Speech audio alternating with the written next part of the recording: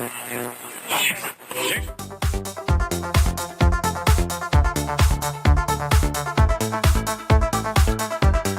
that music's very loud.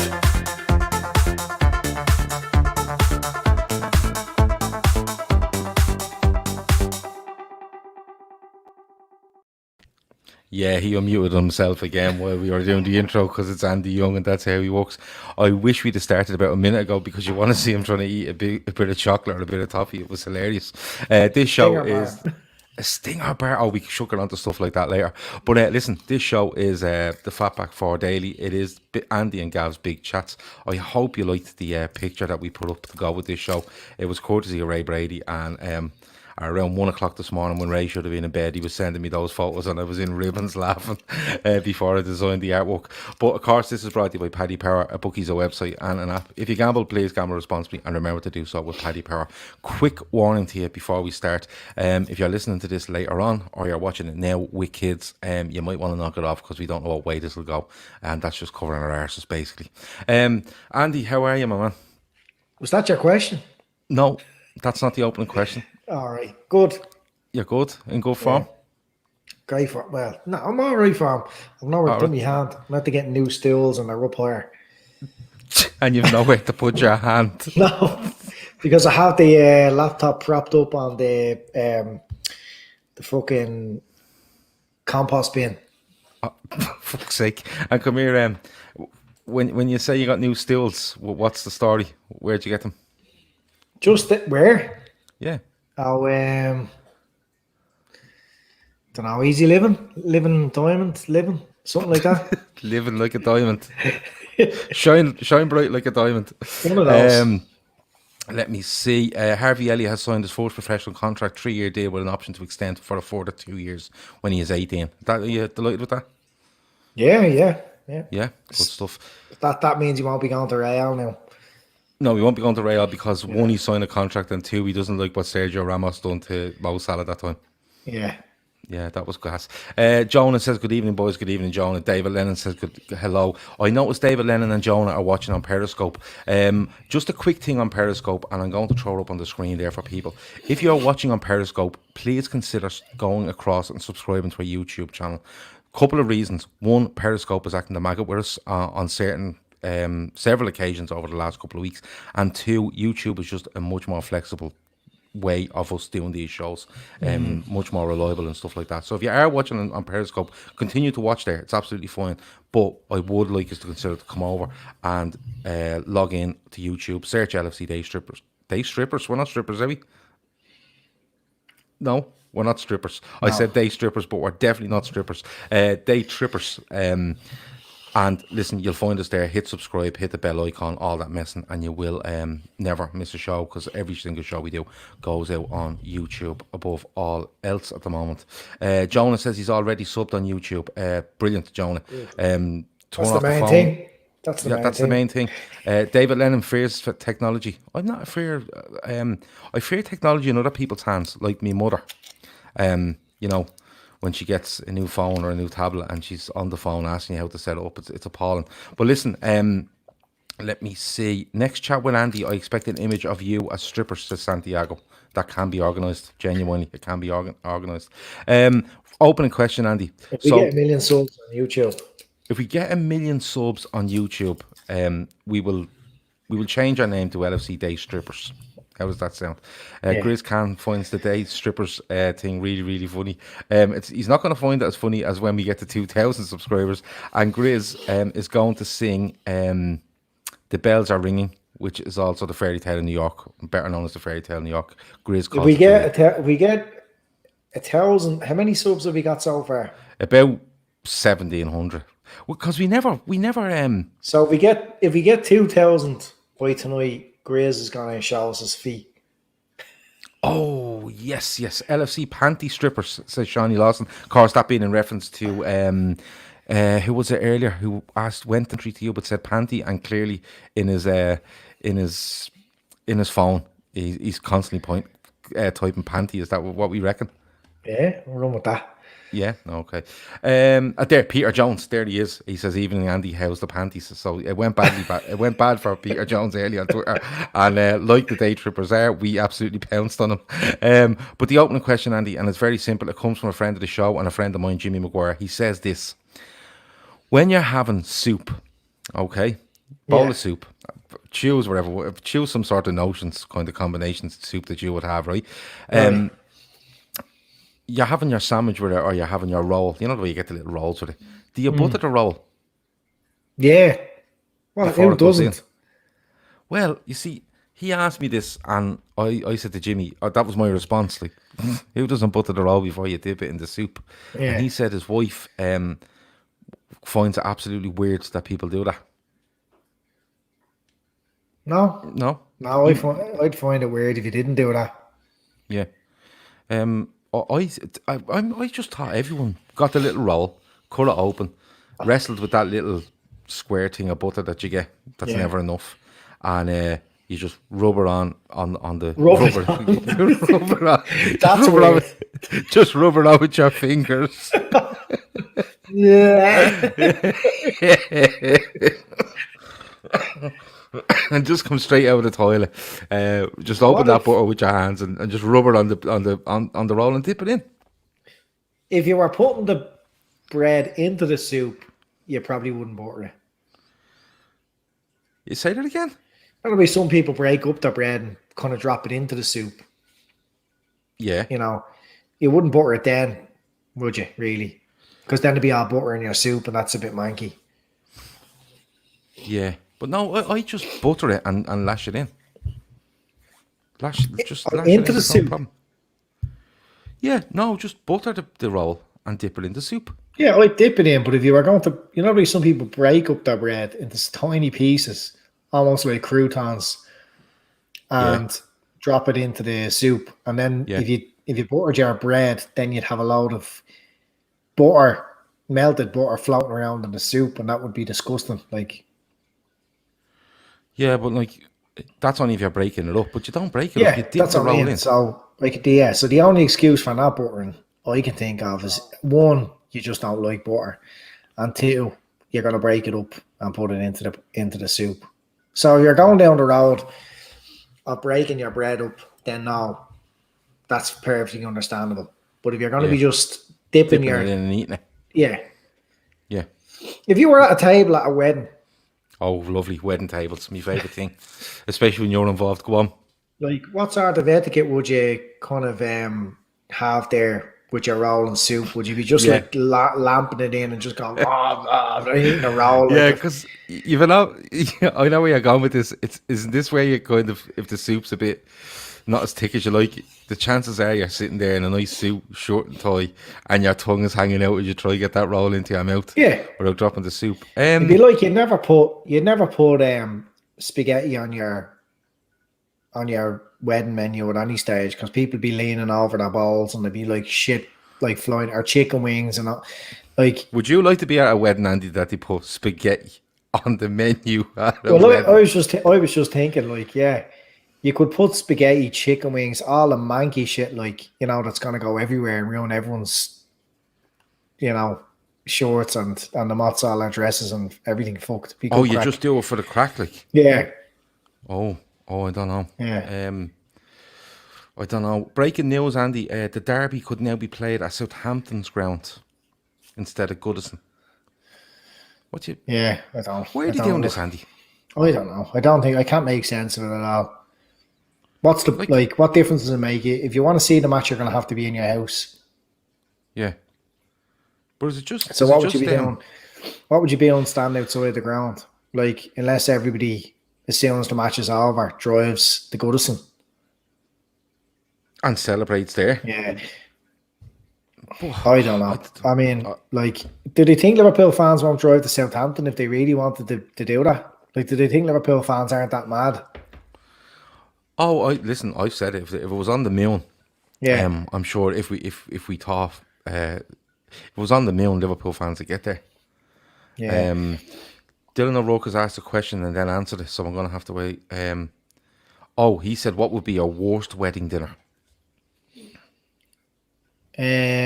He says Big Macs because they just fall apart. Well, I mean, what? No, that couldn't be. That couldn't be the worst.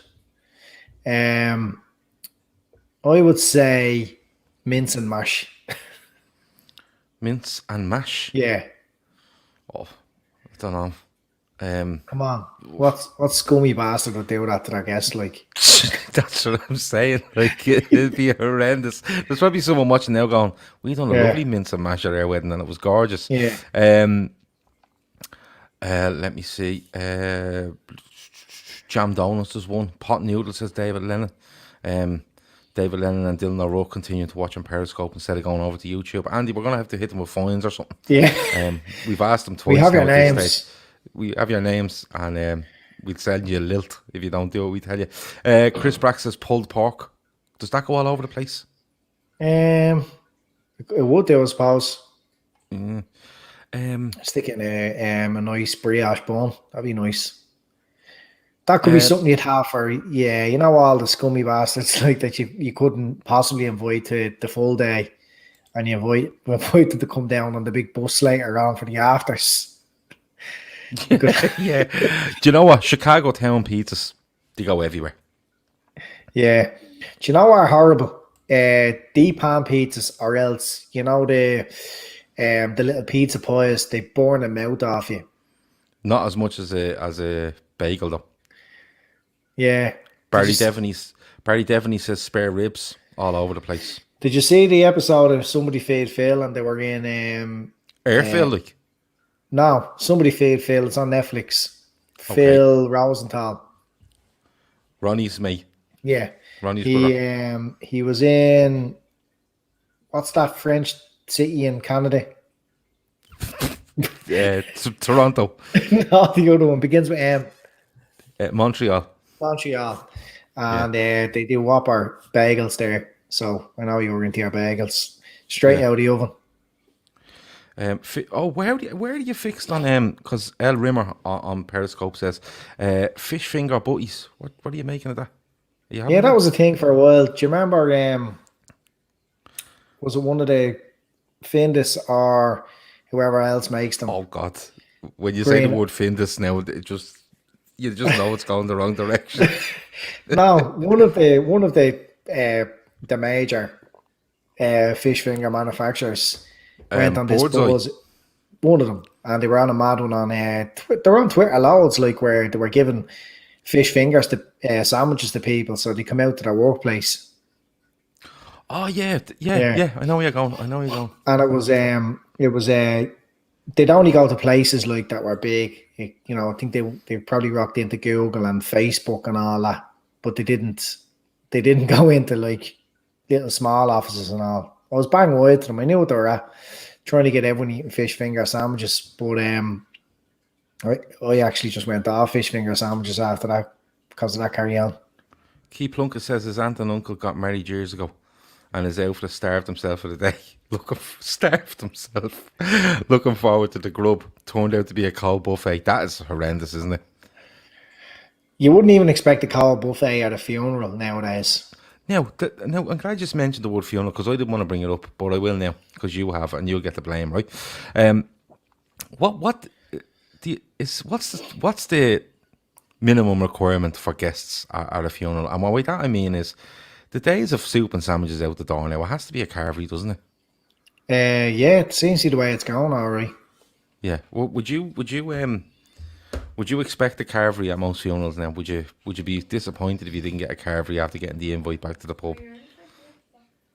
What's going on there? That your gaffer mine? What? What am I hearing there in the background? Yeah, that's my gaffer having a chat here. Yes, would they expect? Yeah, but you know, with a funeral, like you wouldn't really want to be piping up, would you? Saying anything. Yeah, but you know, like the way the Irish are. You like know, you're at says, a wedding and the meal was shy. You'd be getting stuck into the groom over it. Oh, would you? Yeah.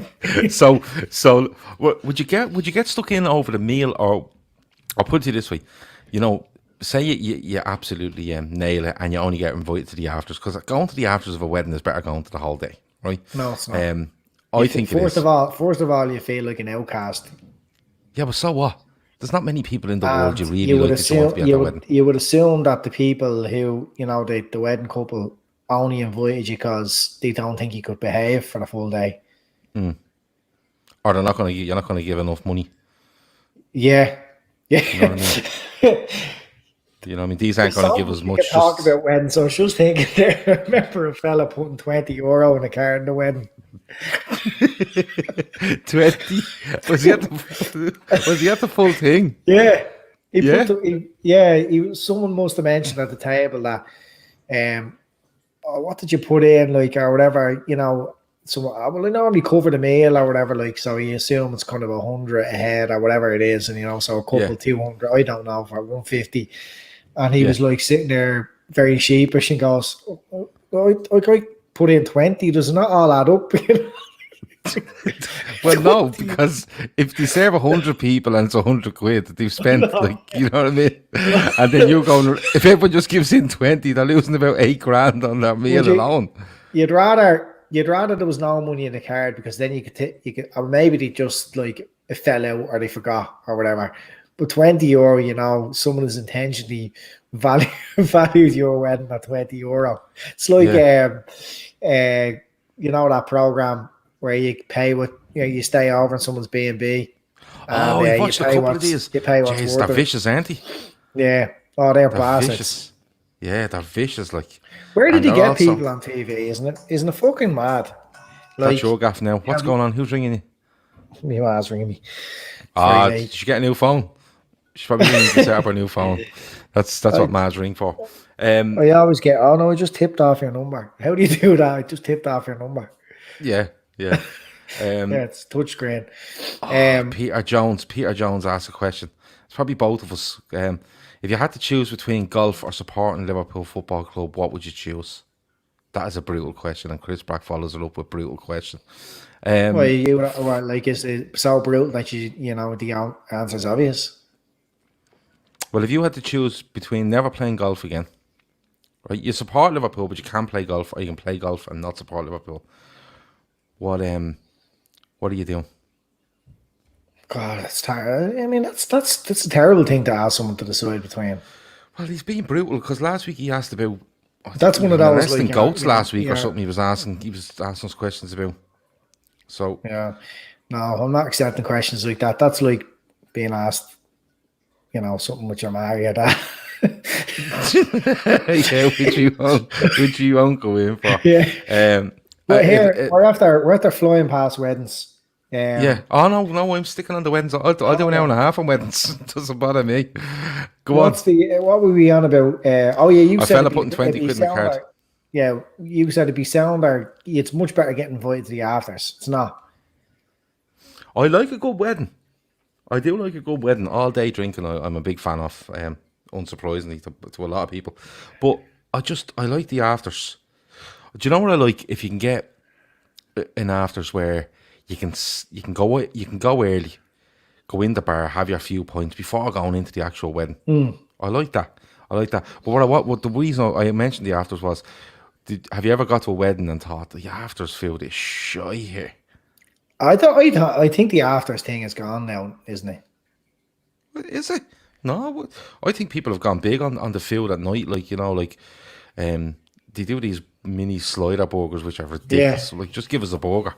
But no, I think the field is still there. Yeah. No, I mean afters, like even inviting people to your afters, like. Oh, you think that's gone out the window, inviting? Yeah. People? I don't think it is. No, I don't think it is. I don't know. Sean reckons it's all about the stags. Yeah, bloody sure. Who gets invited to afters like these days? Work people or what?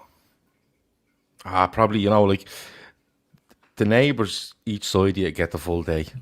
And you might stretch to the 2 doors down each side. But anyone after that, it's probably, you'd meet them coming back from the shop and you feel you have to say something.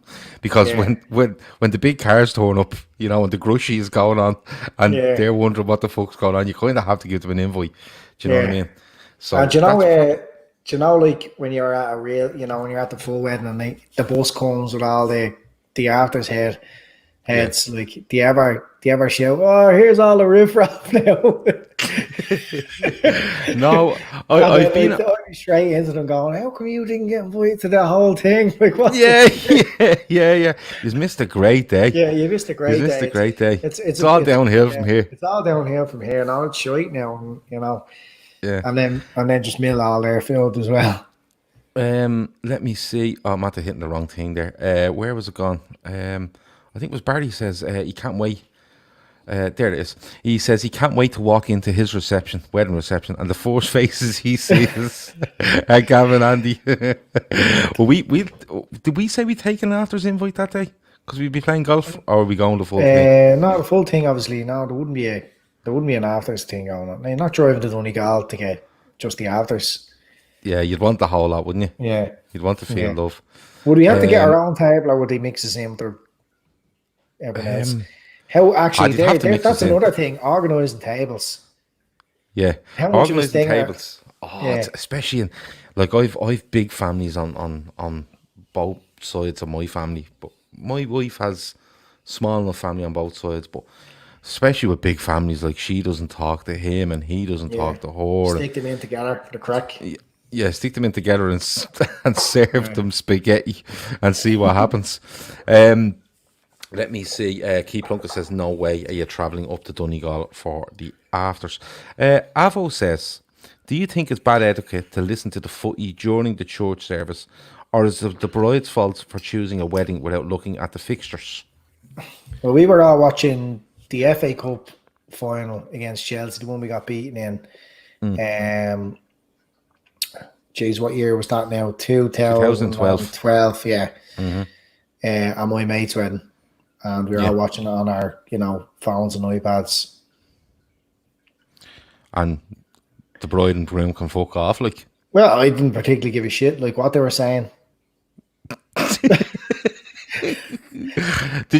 What would you do if the bride broke down and was like, "You're ruining my day doing this"? What would you do? Relax, you psycho. Relax, you psycho. Yeah. Dylan O'Rourke says, still on Periscope despite advice from me and Andy on numerous occasions this evening. He says, opinion on a foreign wedding. He went to one in Malaga about 10 years ago and was fed Burger King. Oh, my God. I've never been to a foreign wedding. I got married in a foreign country. Yeah. Do you regret that decision? Not getting married to the lovely Brenda. I mean, doing it over in wherever you've done it, Portugal or Italy or something. It was Italy, I'd say, was it? Italy, yeah. Proper oceans, lakes and all, I'd say. It was lovely. Yeah, Lake Carragher, was it? No. Tuscany? Not far from Tuscany. Okay, cool. On the border of Tuscany and Umbria. A place called Cortona. Oh, very good, very good. Amazing. It was good. Dylan says he was then shipped to a kiddies club for about 18 hours. That's a disaster. That's bad. Like, that's bad. Is. Yeah. Shani Lawson says the north side is not a foreign country, Andy. You can't say you got married in a foreign country. You just got married on the north side. No. Let me see. So I've never gone to a foreign wedding. I had a couple of invites, but never bothered going. But I'd invite you if I knew you. Yeah, but if you knew me, then you would have invited me, wouldn't you? Yeah, definitely. Yeah, just to the after stuff. Yeah, I knew Phil. You didn't invite. Yeah, but come here. You'd have to make a full table for all the Phils to sit around. I know. No. Look, are we finished on weddings? Yeah. Okay. What else can we talk about? Well, funerals are better crack in Ireland than weddings, in my opinion. Yeah. I think someone said that earlier, but they are. From what I gather in the UK, funerals are a fairly somber thing. Yeah, they don't know how to have the crack, don't they? No? And they just sort of do the funeral 2 weeks after the person's dead. And at that stage, everyone's on the downer anyway.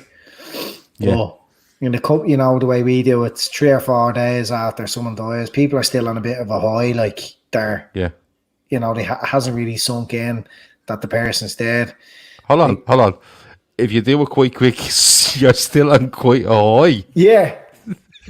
Okay. At a funeral. I know that probably doesn't make sense. So in Ireland, what we do is we get them in about 3 days after the death because everyone's still buzzing off it. Yeah. So when someone say close to you, someone close to them dies, or a parent or whatever, and you have dread going around to that gaff, and you go in and everyone's in great form. Like they're all, hell yeah, and they have a couple of gargles and all because they're just on that. They're just finding the strength and they're on that high. It hasn't sunk into them. Everybody's around them, right? And then they have the funeral, and it's always a hooly, like it's always ridiculous crack. Like best funeral I was ever at was me granddad's. Oh yeah, granny funerals and granddad funerals. That's where it's at. But yeah, it's a bit different when they're younger and stuff, obviously. Right, something's happened here, Andy, for the first time, and I don't know what this is, right? But this is it. Stephen Somerville has, by the looks of it, given £1.99 to ask this question. Right? Now, Stephen, fair play to you. I don't know what this is, right? I don't know how you've managed to do this, but if you have, fair play to you. How do we collect that? I don't know, right? I don't know, but we'll put it into the Trev fund. Straight into the Trev diffuser fund, right? Do you think Nat Phillips will replace Lovren, he asks? And, of course, everyone feels that Lovren will leave. Do you think that Nat Phillips, or do you think that... I suppose you could widen that out a little bit. What do you think they will do with regards to Lovren? No, I don't know. Like, we haven't really established an in-house replacement for any of our centre-backs. Like, once Matip, Gomez, Lovren get injured, we have a bit of a problem. There's no one that can really come in. Now, Matt Phillips is away on loan or whatever, but we haven't really seen anyone who you could say, right, we can definitely trust upon them. I think the best thing to do is just to bring in an experienced centre-back that has a good injury record, that's capable of coming in and just sitting beside Van Dijk, but doesn't expect to play every game. And then we work out who we have. Yeah, we work out what the crack is at the back with who's capable. Whoever, the other young fella, or Phillips, yeah. That's what I have a feeling that's right. I have a feeling like, don't get me wrong, I think Nat Phillips has done okay, especially he came back and didn't he come back and play against Everton off loan, then went back on loan. It was great crack, and he done quite well in a pre-season tour as well. Stephen the Everton FA Cup game? Yeah, he came back off loan, beat them, and then went back on loan again, which was amazing. Carry on. Stephen Somerville says it's clear you're not you're not used to super chats. No, mate, I genuinely am. Listen, you don't have to pay to have your comments put up here. We just pick them out as we go. I really don't know. Kieran Torres said it's a super chat, Gav. You pay to have your message read out. Don't be doing that, lads. Don't be doing that. Just put your comments up there, and we just do them as we go. If you do, it's going to go to a good cause. I don't even know where we got. Where does it go? I don't even know how to get that. All right, I'm sure there's some way. I presume I just go into into the YouTube account, and it's there, and I just send YouTube an invoice for $1.99. Reference Stephen Somerville. I don't know. It's a bit mad. Like, does Stephen Somerville have like a YouTube account with do you transfer it in like Revolut? Yeah, and I don't know. You have a lot of money there just waiting to be thrown onto YouTube. Yeah, I don't know. Like, do other people do this super chat thing where you pay money? I think they do. I've seen it on the Football Terrace and stuff. I think he set it up for charity. We've just set it up for Trev's present. If that does it for you. But listen, you don't have to be putting money in, lads. That's not what we're here for. Others may be, but we most certainly aren't. We don't charge you for anything, especially comments. But good question, Stephen. How much have you got for the Trev fund, yeah? Well, when we add that £2 in, I think we've about 12 quid. Fuck's sake. Tenner, that was mine. I think. Did you give a tenner? I don't know, maybe a fiver. No, I gave a fiver. I matched. We got a fiver donation one night, and me and you matched it. Yeah. So that's 15. So that's 17 we have now. So if you want to give in money just for Trev's fund now, just for the present for Trev. By all means, go ahead and do it. And just don't tell Trev. Just don't tell Trev. Don't tell Trev. Whatever. Santiago says, Gavin and Andy are now getting paid to chat Granny's funeral. Goals. Imagine that. Must you earn $8,000? What we was talking about? Well, we were talking about how you need to get the funeral out of the way quick because people are still on a great buzz from the person dying, which is outrageous. Look, I can understand if somebody was listening in the UK, they might think that's unusual, but I don't know. Do you not find when you go to someone's house after someone's passed away, they're always in way better form than you'd expect? Like you're going around there, bollocks, and you get there, and they're all, oh yeah, all right. Yeah, a lot of the time it's people just putting up the a front, I suppose, a front.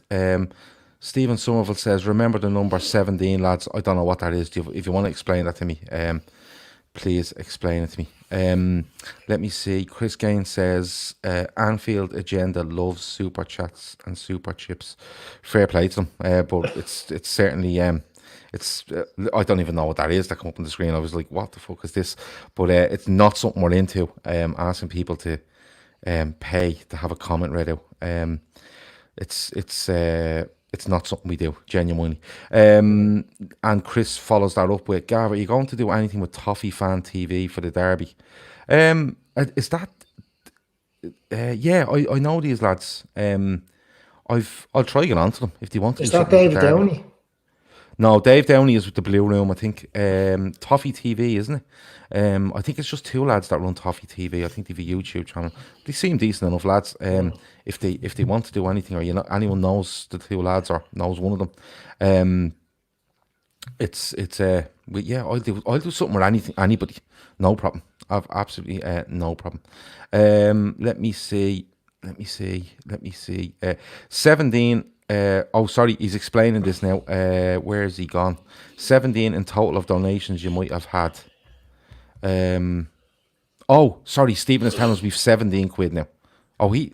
Stephen's our accountant. So we've 17 quid, Andy, towards the diffuser. How much is the diffuser again? Jesus. Right. How did he know that? 17, because he was obviously watching the night we got the donations. And we told him. So we got a $5 off. I think we got a $5 off or $2.50 off each pair, two people, and then me and you matched the $5. So that was 15, and he's given us 2, which is 17.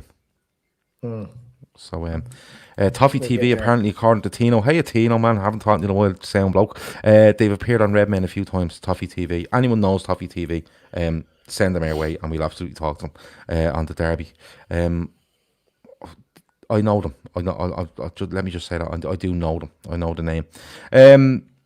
Let me see. Kieran. Okay.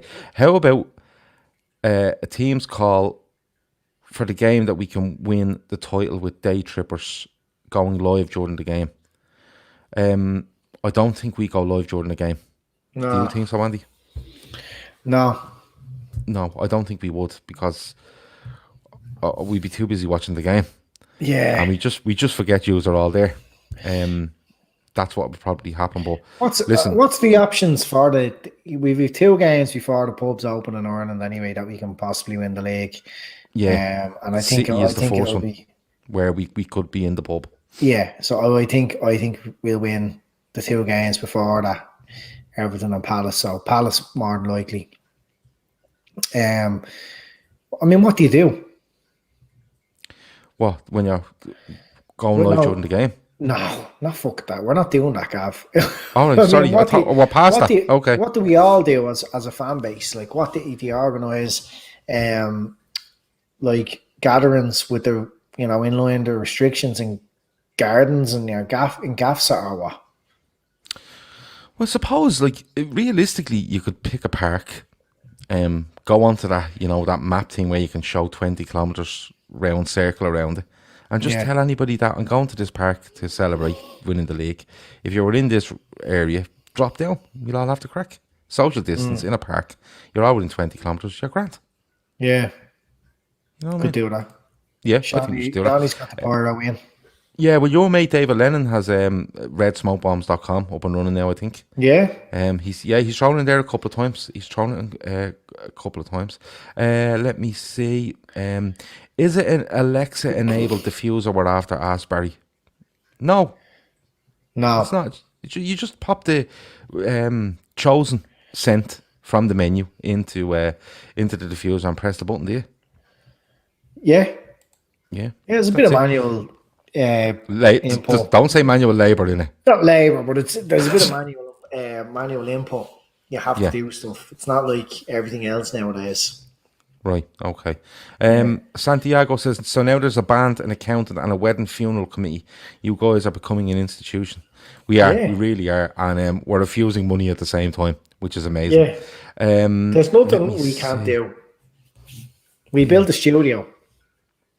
Yeah. And we don't even use it. Did do We're not that. even allowed. We can't even use it at the moment.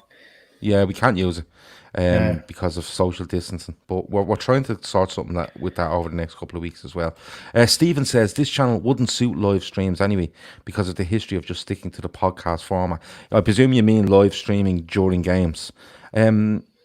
Listen, we could go down to studio, put the match on, point 2 to 3, 4 cameras at us and absolutely go live during the game. It's just not something that interests us because we're watching the game. That's basically it. I did try it. I trialed it 2 or 3 times during pre-season where me and Grizz, I think Kev O'Sullivan was on one night and we watched the pre-season game. We stuck it on live as we watched it. It was all right, but... Who watches watch-alongs? I don't know. It's not me. It's just not for me. Yeah, but is it something you do after you... I mean, like, anyone watching us win the league isn't going to be watching us win the league. No. It's going to be off as well. Like, it's going to be a delay. By a couple of minutes. And surely you'd be just too engrossed in the actual match to be interested in... I always picture people watching watch-alongs as just, like, kids who haven't got Sky Sports or access to, legal streams or anything like that. It's just not a thing that interests me. Now listen, if someone came along and as that was part of the Daytrippers that I'd really like to do, well, by all means, go for it. But I don't think it's something that interests me. I don't think it's something that interests them. I don't think it's something that interests any of us. I'd be surprised if it did. I've never heard anyone admit to watching a watch along. I don't know. I just don't. If anyone has any other random questions, throw them in. My wife's getting a massive fright now because my daughter's come into the room and frightened her while she had earphones on. So there you go. Extra content for you there. Let me see. John Doody says, no, not that one. John Doody says, I'm after purchasing a cool Liverpool crest and New Balance face mask. Yeah, it's a mad idea for meeting up. Picture in a park, hundreds of Liverpool jerseys and face masks, and of course redsmokebombs.com. I think that's very viable. Yeah, I think that's very viable. Yeah, with the masks, you kind of look like kind of bandits as well, don't you? You know, you look like you're up to no good. Yeah, but you can wear a face mask. You can wear a face mask. You don't look weird at the moment with that face mask on. Yeah, no, yeah. You know what I mean? So you'd be grand with that. I think that's a great idea, Andy. How many of us would be within 20 kilometres of Phoenix Park? Like, you wouldn't be. Yeah, I wouldn't be. I would be. No, I don't think you would, Andy. No, I got an email off the zoo saying I'm. you were in the limit now. Come on over. Yeah, and they've added. Well, you emailing them every day going, is it still 5 kilometres, lads? I got an email off the zoo. What the fuck is it? They knew. Because they knew what? they knew I would have missed the zoo because of me swiping in so often. All right, you're always in the zoo. So as a value customer, they looked up your address and went, Andy's back in now. We let you know.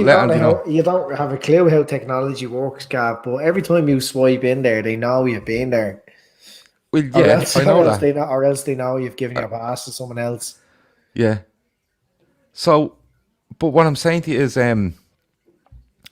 like, you've been there that much that they've lashed your address into something and then basically said, right, the 20k is open. Email Andy and let him know. No, we'll see him soon. They have software, right? Yeah. Which Here we go. Which is Here's able to conspiracy tell, theory now. which is able to tell where their members live, because Right. I have a mate was 5 kilometers to the zoo, and he was getting his emails while the 5 kilometer thing was in, and now the 20 kilometer thing is in. I'm getting the emails, so it's no coincidence, Gav. Don't try to deny this. Oh no, I'm just amazed that the zoo are emailing you. Yeah. You know what I mean? Do you want me to show you the email? No, and knew when to email you. And actually, they added an extra month onto the annual pass as well. Oh, nice. Yeah. Even though you couldn't go for 3 months. Decent. And the fucking they better have the thing finished when it's open. It's open again. Did you email them back? What thing? They have a new wolf area. Right. Okay. Yeah. And so I know that's when not a technical term. There's this particular type of wolves that are going to be in it. But I can't imagine going into the zoo and the signpost just says wolf area with an arrow. I think they've thought about it a little bit more. But come here, when they emailed you and said, listen, come on, Andy, you're allowed back into the zoo, right? Did you email them back going, is the wolf area sorted? You better have it ready when I'm back. No, I didn't, but I will now. Okay. All right. A lot of lads, David Lennon, still on Periscope because he's a rebel, says he'll get the Enterprise down. I presume that's a bus. He says he'll get the bus down to the Phoenix Park and he can Enterprise. He'll celebrate with us. Shawnee Lawson says there'll be pub showing the Palace game on the sly. Do you reckon, Andy? I think it's a big risk to take. It's so close to them being allowed open if they got caught. Not a smart meal from a pub. Well, is it that close? Because I know we've Everton and then we've Palace 4 days later, and then I think it's a 10-day break to City, isn't it? So it mightn't be that close. It might not be. Oh, sorry. David Lennon says it's a train. Yeah, train, bus, same difference. It's all heading in the one direction. That must be the Northern Ireland service, though. From What? Did he have Nordy trains? Like, what do you mean? The way I never heard of our trains being called Enterprises, so I assume this is like the British Airways train, and the Aer Lingus train is called something different. Air Road Air. Well, theirs is Air Road Air. Yeah, it's called Enterprise. Yeah. They don't change the name of them when it doesn't head out of the north, right? And Enterprise written all over it, and then they get just past the border and they go, right, stop the train and lash the Air Road Air and cover on it, lads, because we're going down to Dublin. No, but it'd be a different service, a different train company. He's saying it there himself. It's the NIR trains. Northern Ireland trains. Yeah. It's Northern Air Road Air. I think that's what that stands for. Northern Ireland Railways. Yeah. So I was right. What? It's a different train. No, it's not. It's the same train that you'd see coming in now of Dublin that's going to the north. It's not. It's not the green one. No, but no, listen. No, that's the green. The Dart is green. It's not the one. It's not the fucking one that goes. The orange and black. You were thinking the old orange and black ones. No. Do you remember they used to have to keep them engines running? No. Yeah. Ticking over. The old diesel trains. They used to have to leave them running all the time. They were never ever switched off. Right. So at night time when they were left in the depot, like parked up, they had to leave them running. Why? Because they weren't able to start them again. Right. The reason why the Dart is green is because of our country's colours. Yeah, but the old Earden Road Air trains, the long distance trains, were orange and black. They're kind of a green and blue now, aren't they? Yeah. Kind of a green and blue now. But so Andy, the Enterprise must be like a big, I don't know, a big Union Jack one or something. It doesn't go down with George's cross on it. Do you know what I mean? It's the same. It's the same. Someone said there, Northern Ireland accent when it crosses the border. Shawnee said it. Do you reckon? When it goes out of the north, it's in the north, right? Yeah. Do you reckon it has the Nordy accent? Telling you the next station, and then when it gets through the Irish border, you just have some fella from Cork telling you that the next stop is Dundalk. Do you No, reckon they have to change it? no, I'd say the Irish train has the Cork bloke the hallway up and back, and then Yeah, the Enterprise, the Northern Ireland Railway Company ones yeah. have just an Ardy fella going. You're coming into fucking colony here and all that.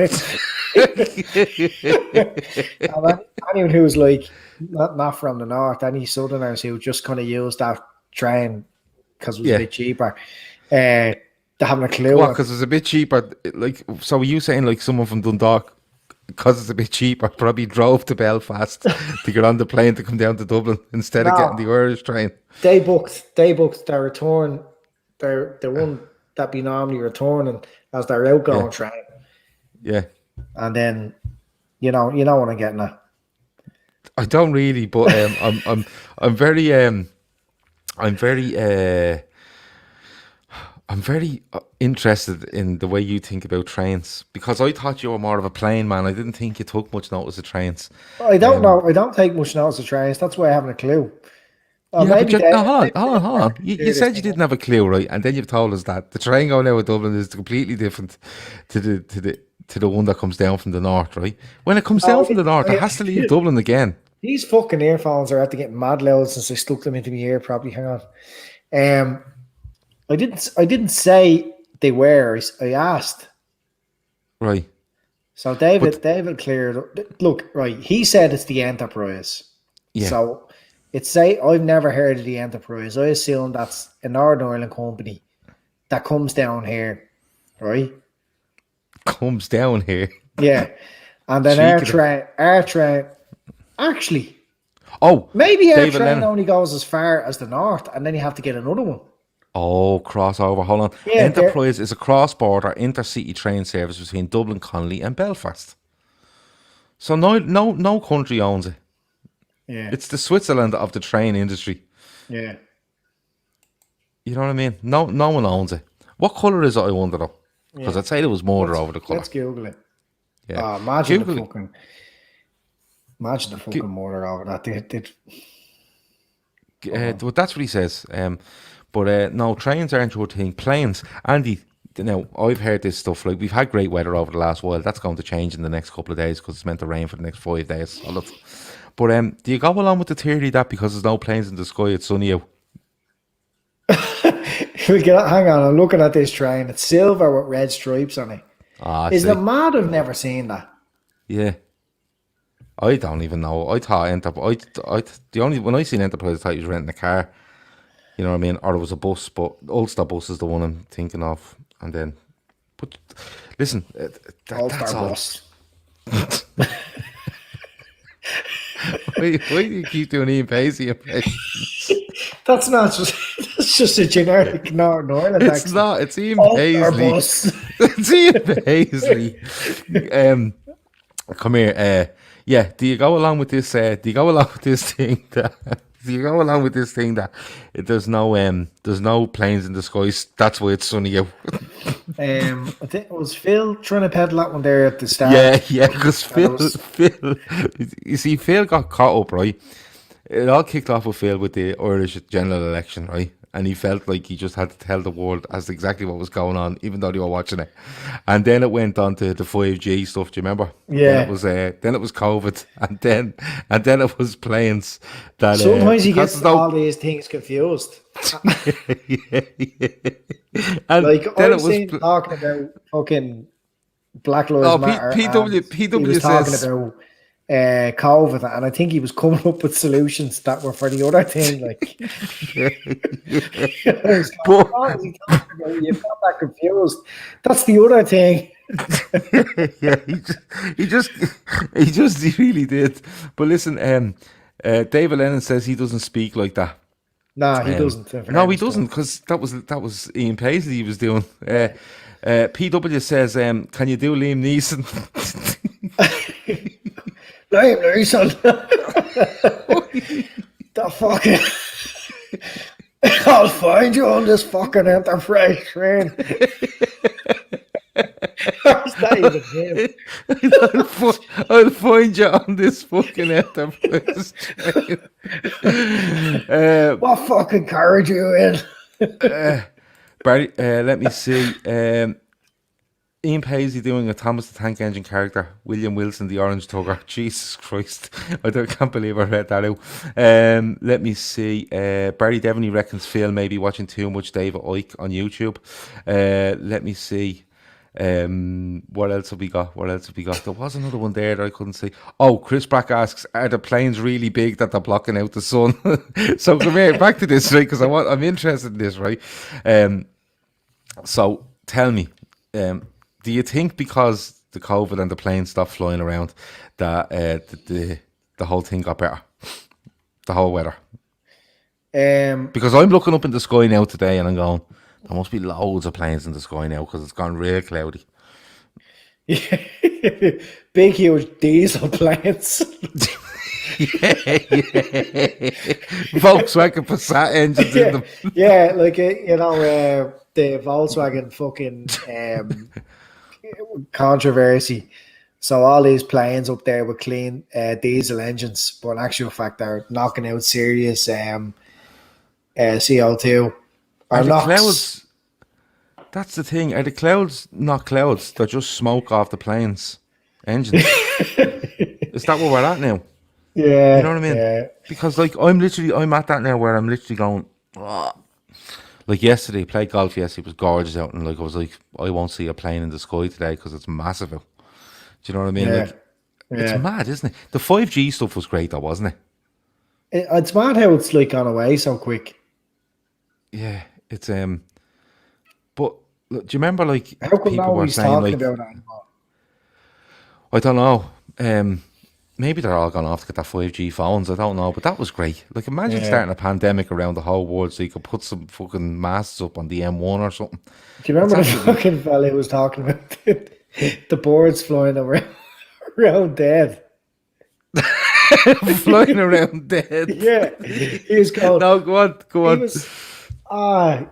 He was. I think he was like some angry Scouse fella.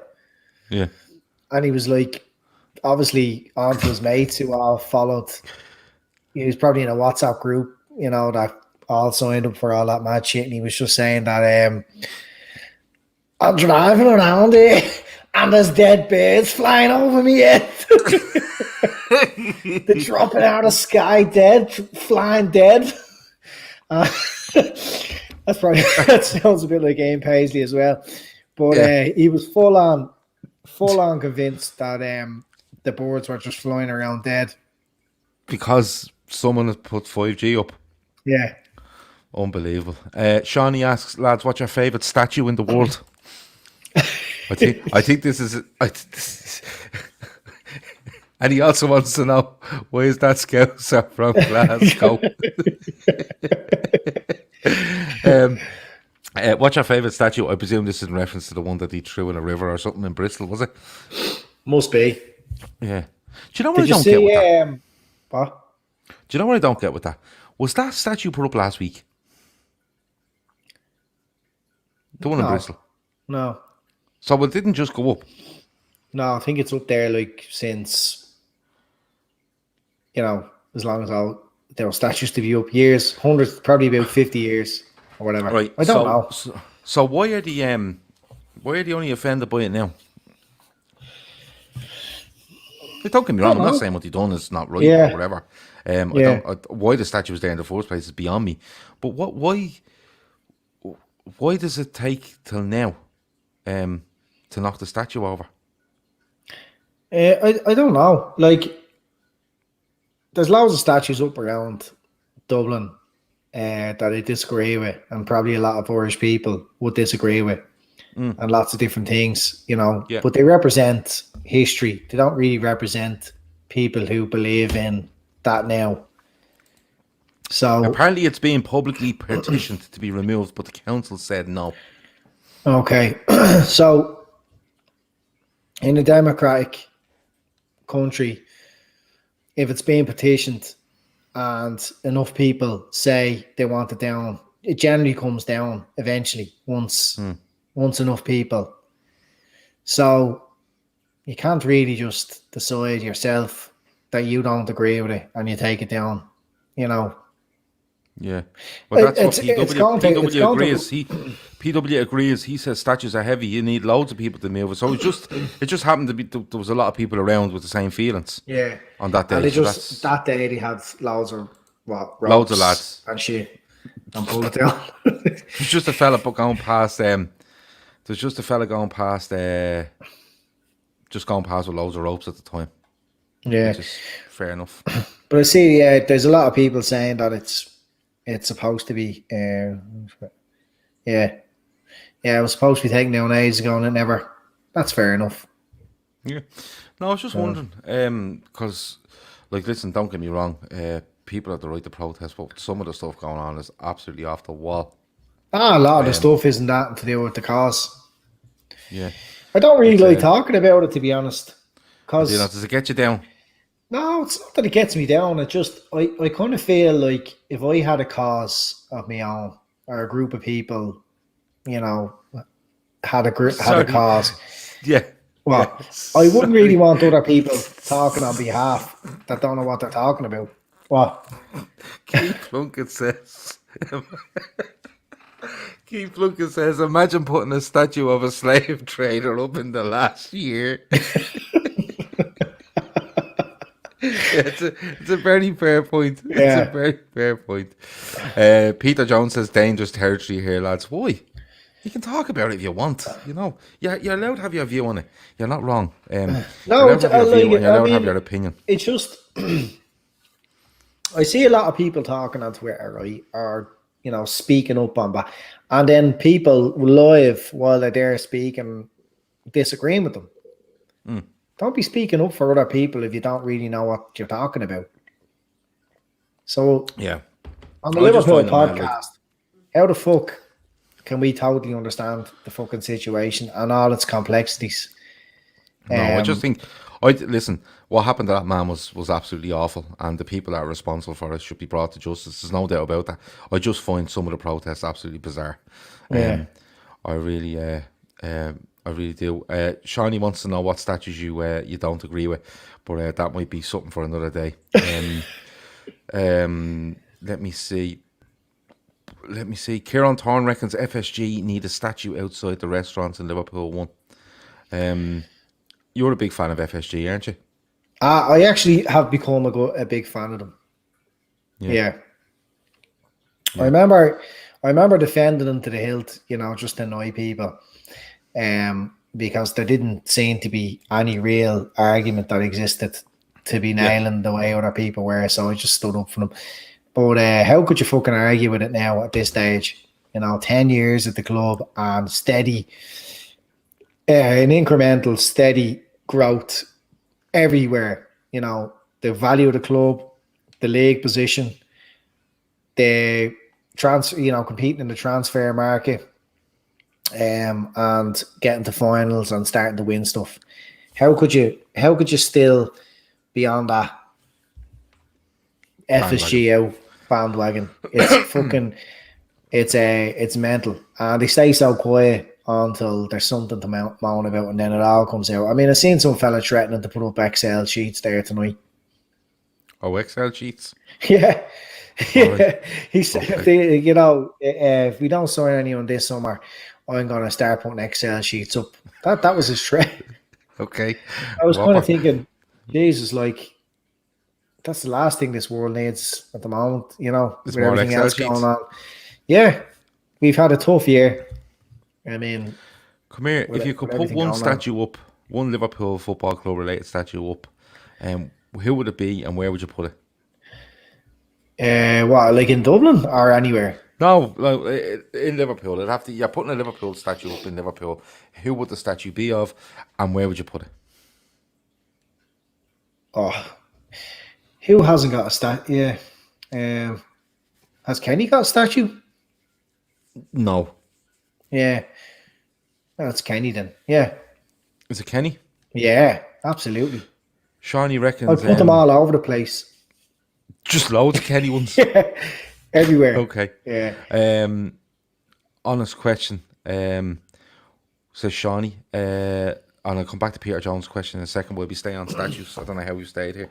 Well, there's Shawnee asking. We're getting away from all the protest stuff because you know it's. I genuinely just find some of the protests bizarre, but they've every right to do it if they want.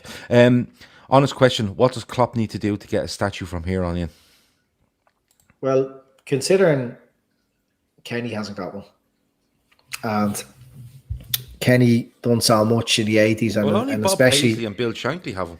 Yeah, right. So, but you look at what Kenny's done for Hillsborough, and you know how he kind of represented this for so long. Like Kenny has been since '77. Like Kenny has been the heartbeat of Liverpool. He's never went away.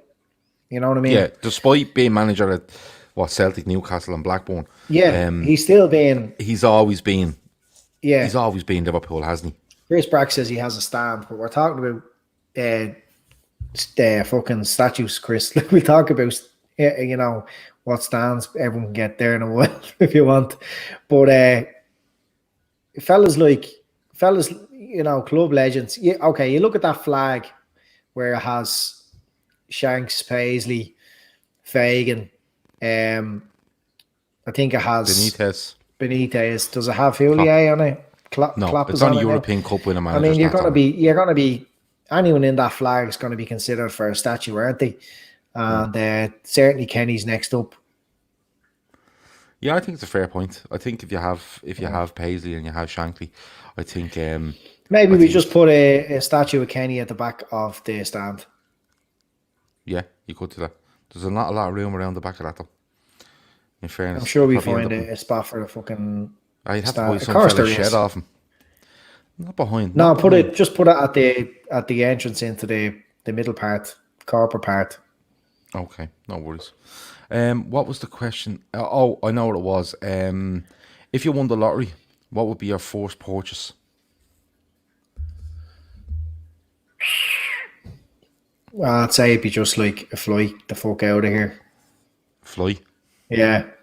To go up and try find the clouds.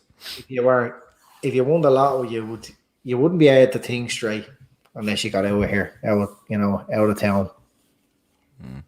David Lennon reckons it's the leather jacket. You? No, I'm happy enough with my leather jacket that I still use at the moment. And Shawnee asked earlier, did you name your wedding suit when you were getting married? No. I'd say you gave it a little name. No. Let me see. I'm infatuated at the moment with golf simulators. I'm being honest with you.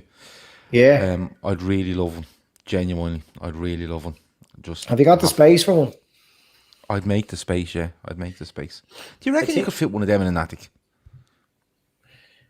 It depends on the pitch of your attic, doesn't it? Yeah, but it's quite a big pitch in my attic, so. Would you say you make a full swing? Yeah, you make a full swing, yeah. Yeah.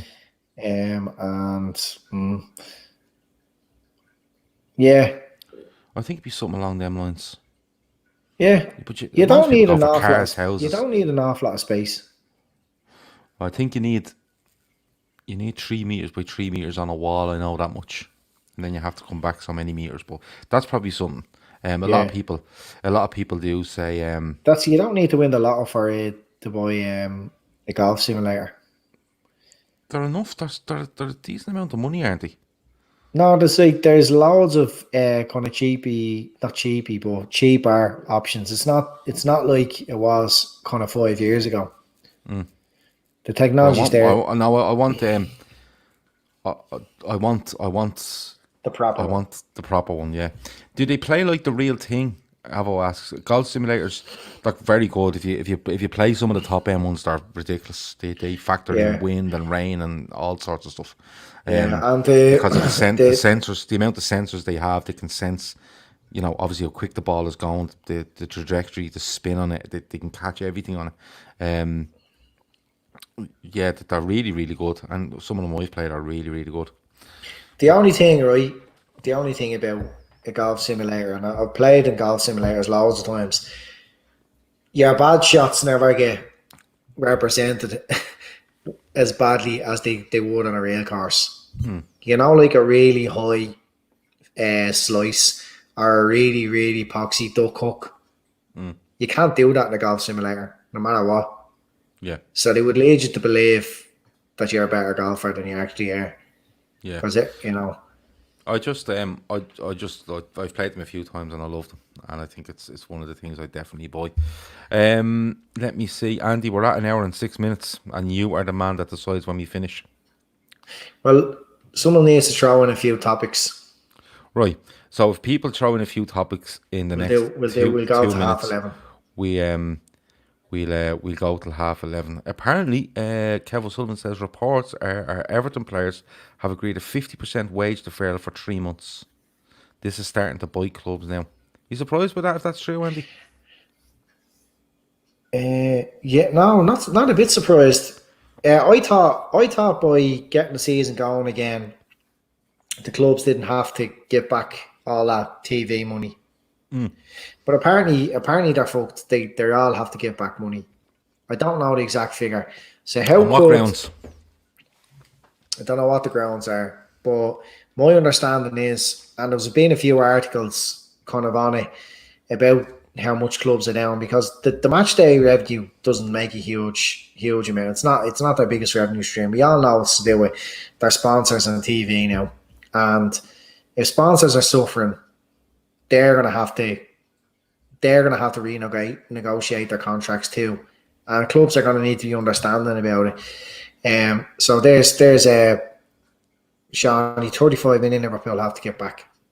So all the Liverpool players' contracts are based on the forecasting of how that money comes in.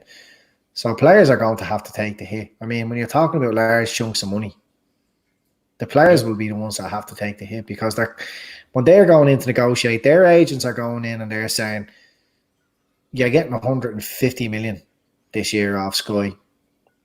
You know, my player wants a significant chunk of that. My player wants 2% of that, 3% of that. And then, but the very same argument, when the money's taken off you, you're going to have to take that hit back. So, don't like the way the players are the ones that are getting kind of victimized all the time, but it's certainly the biggest outlay is player wages. Kieran Torres says we have to give 35 million back in TV money. Wages have cost us 90 million since March, and matchday revenue has lost us approximately 9 million. So that's 125 million quid loss. Over the last 3 to 4 months. So it's a massive amount of money. It is a massive amount of money, and it's all money. Like in the football, it's such a false economy. Like it's just you just can't believe the money that's going around, and the players end up getting paid. The players get paid that essentially, and when something like what's happened, they're just going to have to take the hit. Shawnee says basically we've lost the prize money for winning the league. Owen Borg says Everton fans talking about butting Sancho, they're off their heads. Listen, they're mental. They're absolutely mental. Let me see. Here's a topic, Andy. Given our current stance on Werner and the club taking a decision to protect the current squad, do you think we can go again next season and rely on Elliott, Minamino and youth players? Yeah, definitely. I think if there's one area where we do struggle, it's going to be centre back. You know, with injuries, that's when real problems come up, and we don't really have a decent replacement for Robertson if he was out of the team or he needs a rest. Like he's being fucking the sort of level that him and Trent play at and the amount of games they play. We kind of need someone else to jump in there. But the front three, the argument for buying Werner, when you step back and think about how much money that would have cost the club to have a fourth player of their level, it was so. Do we have enough in Minamino, Elliott? We don't really know yet because we haven't seen Minamino. We haven't seen him perform for us yet, really. And Elliott's still extremely young. But there's other players that can play in a more advanced role. You've Vox that can play up there too. You've Keita who could probably play a bit further on, change the shape. You've who else? Van Allen. He seems to do a job for Holland when he plays a bit further forward. So a bit of change of shape. Klopp always finds ways to score goals. I don't remember struggling to score goals at all. It's not something we spend 90% of the game in the opposition's half. Yeah. But it's just, I think where we could drop points next season is just at the back, because we went from conceding fuck all goals to starting to look a little bit iffy. And we know that was the higher line, and there's lots of other different nuances to that.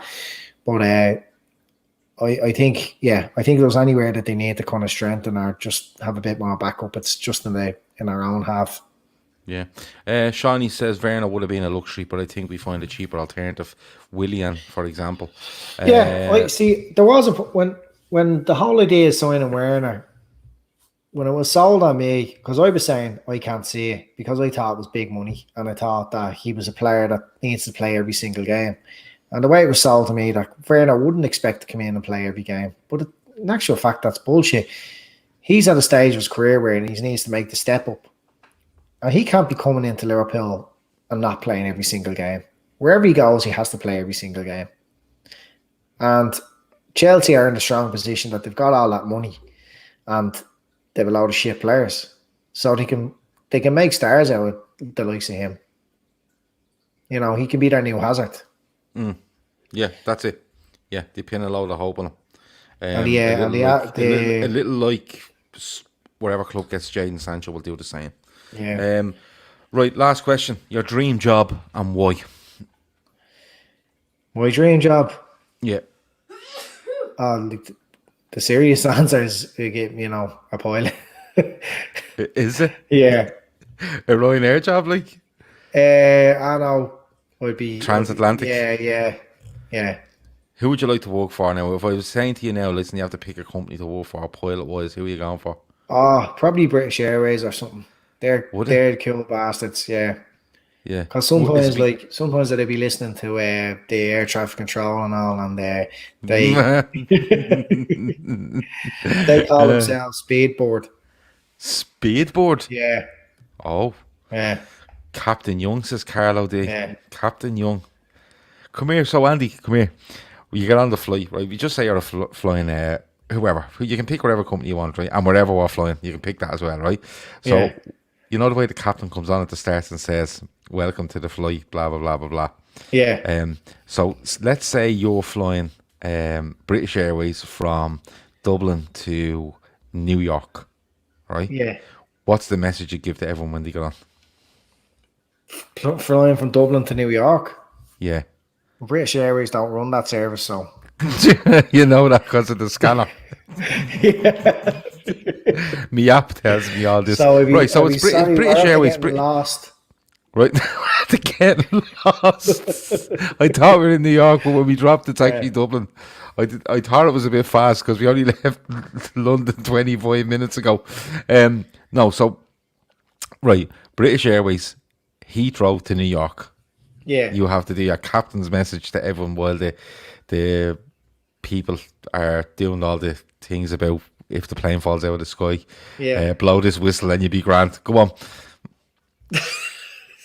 Fucking serious. Yeah, go on, do your message because we need to know what your message would be. You obviously Andy, it's your dream job. There's no doubt in my mind that you stood in front of the mirror and done your message. I definitely didn't. Come on, do the message. No. Do the message. Do the message. Come on. Could you do it in Ian Paisley's voice? You can do it in anyone's voice you want. Go on. No. Go on, do your message. Give me that. No. I'm not saying it. You should have told me about this. I would have prepared something. I didn't know that Carlo D was going to ask her dream job and why, and you said a pilot. I just come into my head then that maybe if your dream job is a pilot. Look. If say for argument's sake, my dream job was to play for Liverpool up front, right? Yeah. Right, Gav. So if you were playing for Liverpool, in my head, you'd be thinking about goals you'd score, how you'd score them, who you'd score them against. If you're a pilot, you're thinking about what you're saying to people. To Jeff Shreves after your debut. Well, I'd be trained. I'd be media trained, you see, to go, well, listen, it's all about the team. I'd be British Airways trained, and I wouldn't be able to speak in the accent that I speak in now either. Why? They wouldn't have it. They wouldn't have a bar of that.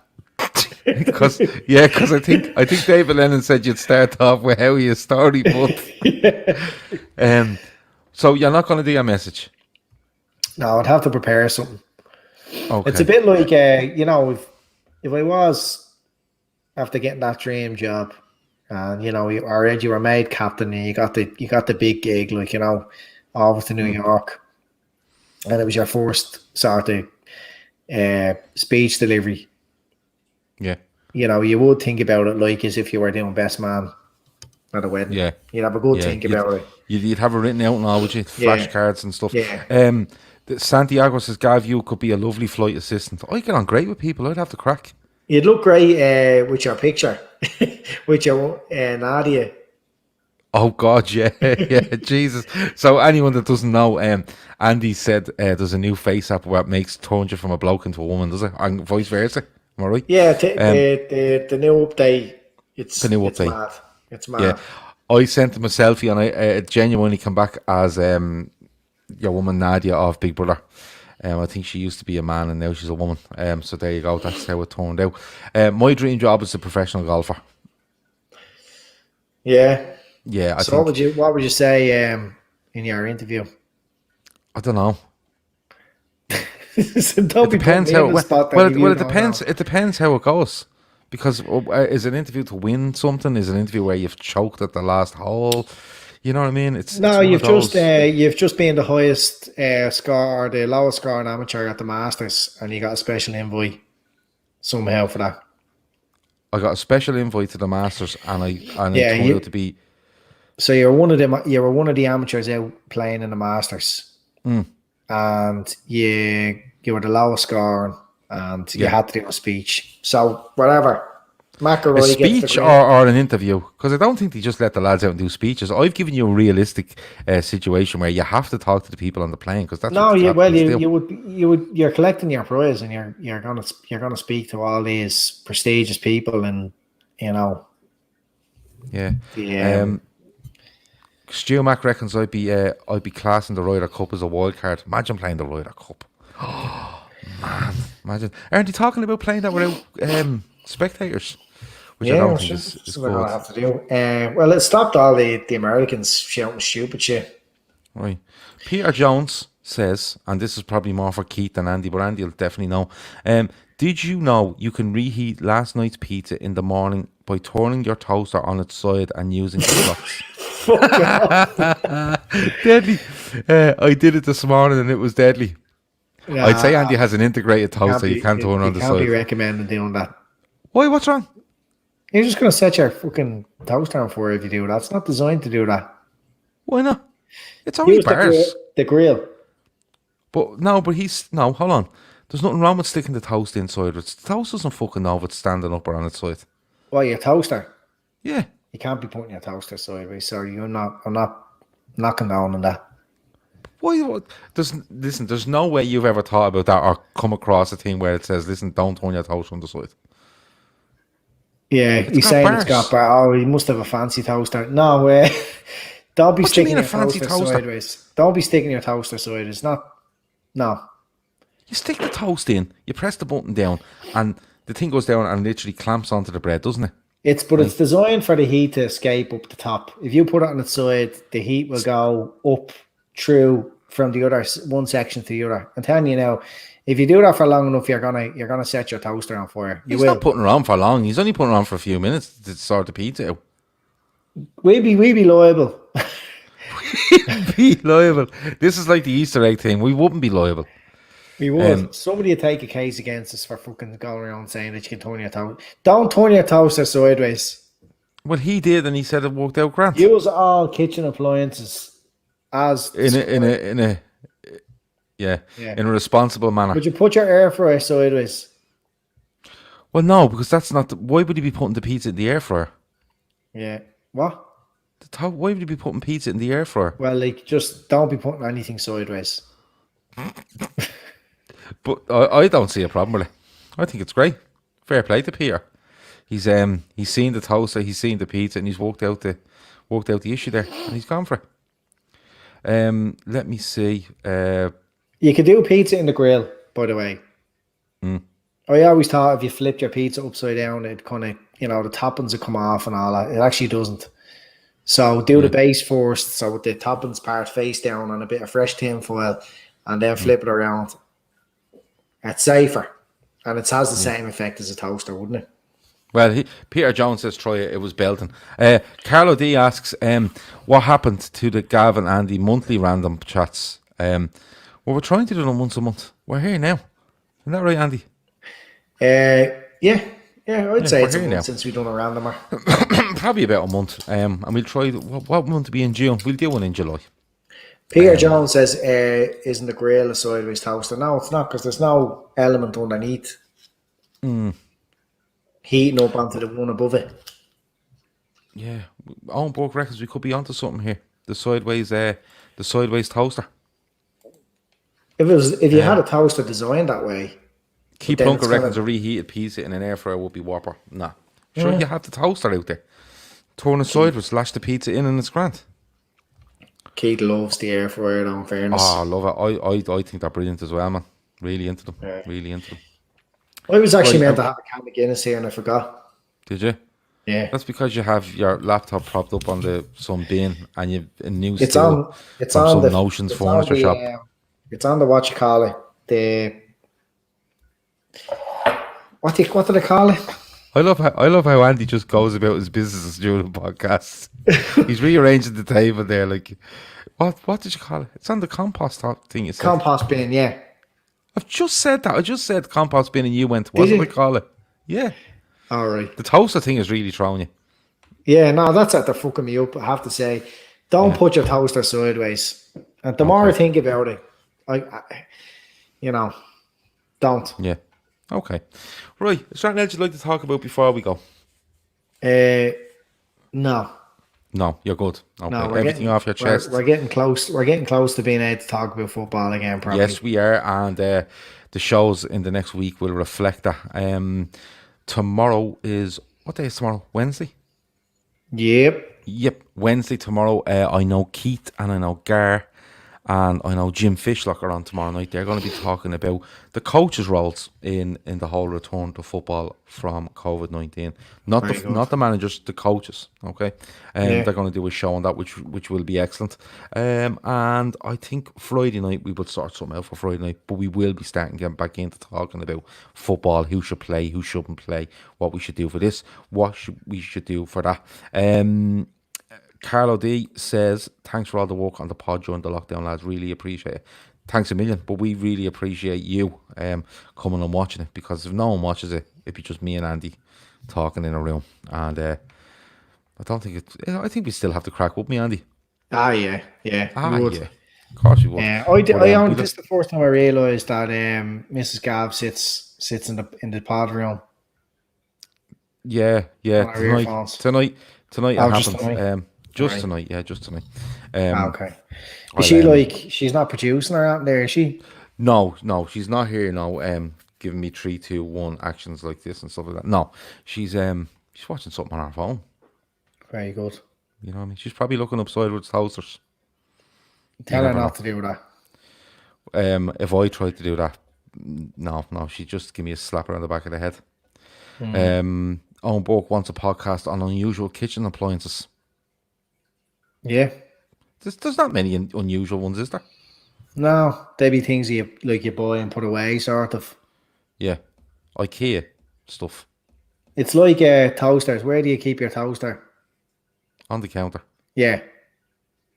Yeah. And David Lennon's still listening, so up the north, if you're a Protestant, where do you keep your toaster? Right, go on. In the cupboard. I thought we were finishing, but go on. Well, Dave would be able to confirm this. But right. Protestants keep their toasters in the cupboard. Right. Yeah. Why? Mine's always been on the counter because... Yeah, same here. Yeah. It is. Yeah, it's always mine. But that's because, it's different. Okay. Dave will answer. Look, he's laughing. Yeah, he's laughing about it. They do. He says they do. Macca finds that really amusing. He must be from the north as well. I don't know. But Have you ever been in a gap where you don't see a toaster, next thing they pull the toaster out of the cupboard? No, I don't think so. Uh, Yeah, there's unusual stuff. Like I bought a pack of knives, just fucking like sharp knives in yeah. like obviously they're sharp. What do you want a blunt fucking knife for? But really sharp knives to cut. So, I picked them up on IKEA. But one I of was them is just like, about to say, okay, best knives for the money, quality. yeah, but I bought them, right, and there was like one that was probably 2 inches long, one was probably 4 inches long, and there's a third one, and it's like, how do you have a 2 inch long knife? yeah, it's really small. It's really small blade on it. Really Right. small. I'll take a picture of it if you want. But the third knife, it was 3 in a pack or whatever. But the third knife that came is like it's like a hook. What do Yeah. you cut with that? Cheese, probably. Jeez. Yeah. I just cut that with a standard knife. I don't know why you have to have a bendy blade on it. Ah. It looks like a like a slash hook. Yeah, I don't know. You'd have to send me a picture, but I would say it's quite handy for cheese. I see people talking about blunt knives for buttering. Do you know what's deadly for buttering? Yeah, but I just mashed the butter big onto spoon. stuff with my hands. Yeah, We explained this you earlier. fucking, yeah. Yeah. The big spoon is better for Yeah, the back of buttering. a spoon. Yeah. The back of a spoon. You'll see that in delis all around Ireland anyway. I'm not sure about the north. They probably do it with a fork. Yeah. But no, the back of a spoon you will see in a lot of delis where they're working quick and stuff like that. Chris Brack reckons it's a cheese knife. That's exactly why it's not for me. And the only cheese I have is a bit of grated cheese and maybe an easy single. The rest of it can go fuck itself. Cheese is great. It's overrated in my opinion. People talking about cheese like, come on, fucking hell, go and do something else. You just need to open up your mind, Gav, to different things and appreciating different things. Yeah, I'm not. No, I can leave the cheese. I'm alright. You're alright, but right, we're out of here. That has been the Fatback 4 Daily. Sponsored by Paddy Power. What have you spoken about tonight, Andy? We always give people a recap at the end. Weddings, funerals, butter, the funeral thing is still getting me. The funeral thing where you try to do a funeral nice and early because people are still on a buzz is just mind blowing to me. Yeah, unbelievable. Chris Brack asks, have you watched any films yet, Gav? I watched Rocky 4. Yeah, it's probably the best of all the Rockies. I watched that one 1917, which wasn't as good as I thought it was going to be. And other than that, no. I'm trying to watch that Vietnam War thing on Netflix. It's heavy going, man. Jay-Z done an hour and 10 minutes about France the other day in Vietnam. Avo wants to know when we're on next. Avo, come on, keep up, man. We're on tomorrow. We're back on tomorrow. Keith, Jim Fishlock and Garbrian about coaches in football during the COVID-19. We talked about the Enterprise train. Oh, the Enterprise trains was deadly. Yeah, the Enterprise trains. We talked about statues. We tried to talk about 5G, but I think people got upset because we were talking about protests, so we knocked that on the head fairly quick. Yeah, we dodged that. Yeah, we got rid of that. Knocked that on the head. We talked about watch-alongs in football. And then somebody threw in £2 to us and we didn't know what was going on. But it's a super chat or a super sticker or something along them lines. And I genuinely, when I seen that come up, I just didn't know what to do. I didn't know why people were giving us money. Don't be giving us money for comments. You're absolute lunatics. Yeah. But hang on. You know, we won't refuse money for Trev's thing. Don't tell him about it though. Oh yeah, we won't refuse money for the don't tell Trev about the Trev present. Yeah. You can throw it in there, but we're up to £17. I think Andy's wife gets a deal on them at £60, including postal packaging. Yeah. And we'll have to get it sent to us so we can write the message on it from everyone and then send it on to Trev. But don't tell him. Do not tell him. Santiago reckons it's the money's for a bagpipe fund. Of course, Grizz mistook a tin whistle for bagpipes last night. So, Fucking Peter Jones is still going on about his fucking pizza. Oh yeah, he's still going. So Peter Jones says, honestly, it's deadly. Make sure it's a tin base. Can't be trying deep base in a toaster. He's obviously listened to your words, Andy, and he's trying to put a little bit of perspective on it and a little bit of safety going in. But Peter, if you want to lie that thing on its side, lash 2 slides the pizza in and turn around to number 8. It's grand. Do the numbers on the side of a toaster represent the amount of minutes you're going to toast them for? So they say, but I dispute that. Yeah, I would highly dispute that as well. If they are, the toaster I have isn't calibrated properly. Oh, and there's calibrated. There's a fucking. Do you reckon there's somebody out there that can calibrate your toaster? Yeah, I think there probably is, but I just find there's an extremely fine line on my toaster between, if you put in bread that toasts real quick, like cheese bread or like a sourdough cheese bread. Toast. Yeah. Andy, just put fucking a sliced pan in there, will you? And stop messing. Okay. Cheese bread or sourdough or one of these. Or, like one of those kind of poppy seed batch type of things. No. Anyway, any bread that toasts toasts quickly, it's just, my God, it goes from being fucking not toasted at all to being burnt. Right. In a tiny twist of a knob. So maybe my toaster just needs to be calibrated. Yeah, recalibrated. Absolutely. You should get on to the lads at Ring Doorbell. They got back to you really quickly. Who does good toasters actually? Because I am in the market for a new toaster and kettle because they don't match the new chairs. Murphy Richards. Nah, they do shite ones. They're like in Argos. Right. The shit brands that make Bosch. TV. Get a Bosch one. Bosch. That's it. That's what you go and get them. Right, Andy. Would you like to say sourdough toast as David Lennon just with a big laughy face? Yeah, I'm the same. Absolutely ridiculous. Right, Andy. I would like you to say goodbye to us in your Northern Ireland accent, please. Go. What way do they say goodbye in the north? I don't know. Go. Just do it like you'd say it in the Northern Ireland accent. They don't say Tara or anything like that, do they? No, that's Coronation Street. But you suppose you could, yeah. Are you saying goodbye? Yeah, hold on a minute. I think about what I'm going to say. David Lennon's going to tell me how Nordy say goodbye now in a second. Right. Okay. David Lennon. If David Lennon gives him the words as to how to say goodbye, Andy will say them. How does that sound? Let me see. Get yourself a 4 slice toast. That's his own book. Very important. Yeah. So if you're Yeah. Okay. He's just laughing, saying, "Just say laughing." Say a mucker. Say a mucker. Okay. Right. Say a mucker. Say a mucker. Good luck. Say a mucker. Say a mucker.